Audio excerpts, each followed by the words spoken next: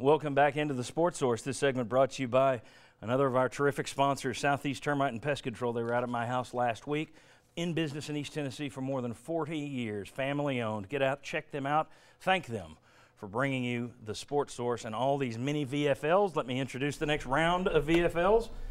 David Ligon, former offensive lineman, former defensive linebacker. Shazon Bradley played everything. Former boxer, Shazon Bradley. Jeff Hall down there, member of the 1998 National Championship team. And Bobby Scott down there, the former quarterback, played many, many years in the NFL and USFL. Under Donald Trump's team for a while there. All right. By the way, we've got some gator bread. It's a little alligator. There you go. I figured some of you would want to do that to it. Throw this up. We told you on Twitter, we said we were going to have a bunch of guys here. Whenever you do one of these shows, you invite a ton of people. You hope they show up. If they do, great. If not, we've still got 1,000 more people we're going to roll through here. So that's all coming up. But let me get into this with these guys. David and Shazon, I'll start with you.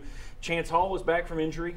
He couldn't have been 100%. Got in there. The offensive line looked a little better in the second half. Yeah. I don't know that you'd say fixed, but played good enough to get the win and played good enough to be 4-0 right now. We're taking the positives today. No, absolutely. I agree. I mean, you beat Florida. You broke an 11-game losing streak. Everything's positive. Now, I will say in the first half, there were some things that they're going to be able to go work on. They're going to go watch the film. They'll get better about. But the second half, there's still some pressure in the interior of the line with guys rushing the passer, but they weren't letting people go. They had a hat on a hat. They were giving Dobbs enough time.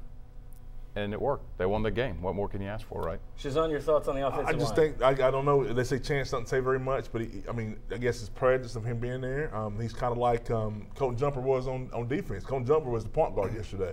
He was moving people. His head was in the game as well as physically in the game. And I think maybe Chance Hall is the same thing that Colton Jumper is on the defensive side of the ball. I mean, he looks a little bit more calm yesterday, there's no question. I mean, you've still got things to work on. And if you want to hear us talk about the things you need to work on, Thursday, 7 o'clock, Fox 43, the Sports Source kickoff, we're putting all the worries and concerns in Georgia Talk into that show. Today's just our party. Let's move on to the next question. We got Jeff Hall and Bobby Scott down there, two of the worst trash talkers you'll ever be around. Well, at least one of them is. I'm not looking at you, Jeff. Florida did some talking all summer. They talked this week. They guaranteed victory. Their coach laughed about it. And then they promptly went out and got burned and toasted and smoked and sent back to Gainesville. If you had time to speak to the Florida Gators today, what would it be? Got anything you'd say to them?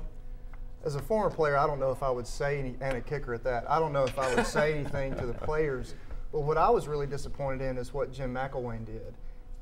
This started last summer.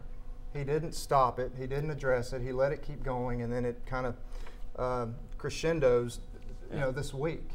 And so then, I don't know if anybody saw his interview on game day, but it was really snide and condescending, I thought. And so what I would probably say, not to the players, but to the coach, is, Jim McElwain, you're not Steve Spurrier. You can't do that yet. Yeah. Well, it's one of those things. If you're going to go out and talk it, you better be able to walk it. And they did. Bobby Scott, your thoughts on all the trash talk? I've never been one to trash talk. Oh my! Except to you. Yeah, except to here. Yeah, all right. But I think it's wrong. I think it puts you in a position where the only thing that can happen is something bad, and it happened yesterday. I mean, Tennessee came back and just drilled them. And, what good did the trash talk do? It didn't do anything. So, I'm against it. I don't know that I've ever done it. I expected someone here to take real joy in shutting them up. It's endemic in that program. They've always talked trash. They always will talk trash, and so it makes it that much greater when you put your fist in their mouth and, turn it back on them. I mean, they deserve – well – and this may be covered later, but I really was hoping we put it in the end zone at the end of the game, more for the fans because they would deserve that, just as kind of rub it in a little bit. But they've always done that. When the players are always jawing. I saw a miracle. I saw a duck pull a truck. The amazing thing to me is they talked all summer long, and there were some people that felt Tennessee was acting scared by not talking back. I mean, there were articles written that, you need to show some swagger. I don't think talking shows swagger. I mean, you can win with talking, you can lose with talking. I don't know that it means anything. You keep your mouth shut and you go out there on the field and do just what Tennessee did. Take it away from them. Well, and I hope this puts to bed that idea that Tennessee needs to talk or else they're scared. They didn't look scared of Florida yesterday, even when they were down 21-0. But let's be honest. It would really be odd if a Butch Jones team started trash talking and he let it go. Yep. That's not his character. That's not who he is. That's not how he coaches these guys to play or act on or off the field. So it would really be strange if all of a sudden you started seeing Twitter blow up with a bunch of UT players doing the same thing that the Florida players were doing. Well, you had over the summer a couple of guys were tweeting, Jalen Hurd, Jalen Reeves, maybe tweeting back to Jalen Tabor of Florida, and then that got squashed pretty quickly. That went away, and they said, well, we'll do our talking on the field, and they did. All right, when we come back, we'll have a number of more VFLs to roll through here.